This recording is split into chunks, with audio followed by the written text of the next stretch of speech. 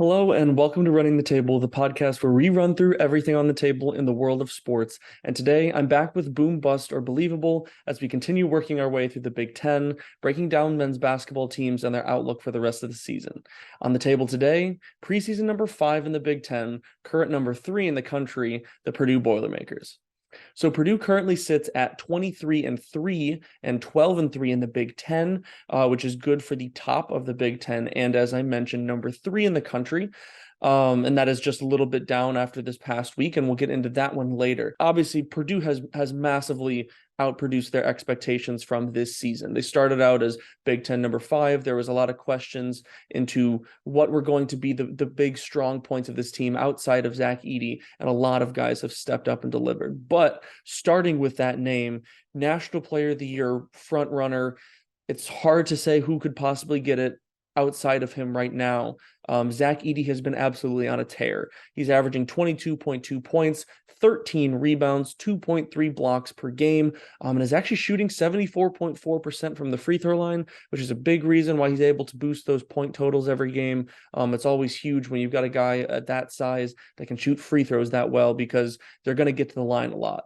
Outside of Zach Edey, there was a lot of questions of who was going to be, the big guys to step up. And especially with these two freshman guards that we had coming into this season, there was a lot of questions, especially when it was announced that those two would be starters. But they have stepped up masterfully so far this season. They're a big reason why Purdue's doing so well. Fletcher Loyer currently averaging 12.2 points, 2.5 assists per game, shooting 81.9% from the free throw line and 34.2% from three. He's still working to get those 3-point numbers back up. He's a great shooter, but he can be a little streaky. So he's been on and off in some of these games. And then Braden Smith at the helm at point guard was a big question for Purdue coming into this season, because they really were without a true point guard. And he has been high and past all expectations, averaging 9.9 points, 4.4 rebounds, and 4.4 assists per game, shooting 88.1% from the free throw line, which is good for the best on the team. And he's actually shooting 41.9% from three, which also leads the team. For him at his size, he's an absolute monster, very physical. He's super competitive. The fact that him at 6 foot tall can average 4.4 rebounds per game is pretty mind-blowing for me. But both of those two freshmen will continue to grow and get better and better as the rest of the season goes on. And then we round out those top guys with Caleb First, who starts at the power forward position, averaging 6.5 points and 5.3 rebounds per game. And at 6'10", actually shoots 33.3% from the 3-point line. So he's a guy that can stretch out to the 3-point line when he needs, but also get down in the post when they do need him. So Purdue's got scoring talent all over the floor. You really never know what guy it could be in any given game outside of Zach Edey. And this moves into the KenPom rankings for them. They have been one of the best offensive teams in the country in terms of efficiency, sitting at number 7 right now. Their defense has been a big reason why they are as good as they are. Sitting at 23rd in the country. Obviously, there's a lot of teams that are pretty good at offense, but if you can't defend people, you're going to struggle to beat a lot of the better competition. So the fact that Purdue has been an elevated offensive team this year is a big part of what sets them a little step ahead of the team that they had last year that had such big expectations heading into the tournament as well. And those two numbers round out for an adjusted efficiency margin of 5th in the country. So they're right up there with the best of the best up there. The one thing about Purdue that's been pretty constant over the years is they are a run your sets, get in the half court, and we're just going to try to impose our will on you. And that shows in their adjusted tempo at 319th in the country. As much as they do like to, when they get the opportunity, run out on the fast break, more times than not, they're very, very fine to just slow the ball down, get into their sets, and, try to feed the big men. That's a big part of why Purdue runs such a slow offense. And their strength of schedule is at 29th. So they have had a very difficult schedule. Some of that has to do with their preseason tournament and their non-conference scheduling. And that moves us into some of those key wins and losses. Purdue got off to a great start this year. in one of their preseason or early season tournaments, the Phil Knight Legacy Tournament out in Portland. They got two big wins over number 6 Gonzaga and number 8 Duke. The first came 84-66 on November 25th, and the next one in the championship game was against number 8 Duke, 75-56 on November 27th. And that was when a lot of teams got put on notice of that Purdue could really be one of the big deals in college basketball.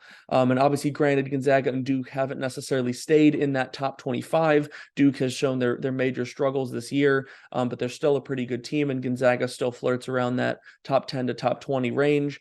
With as well as they played early, you round into the new year, and that was where some of the issues or concerns started coming. Their first loss came against Rutgers at home, actually 65-64 on January 2nd.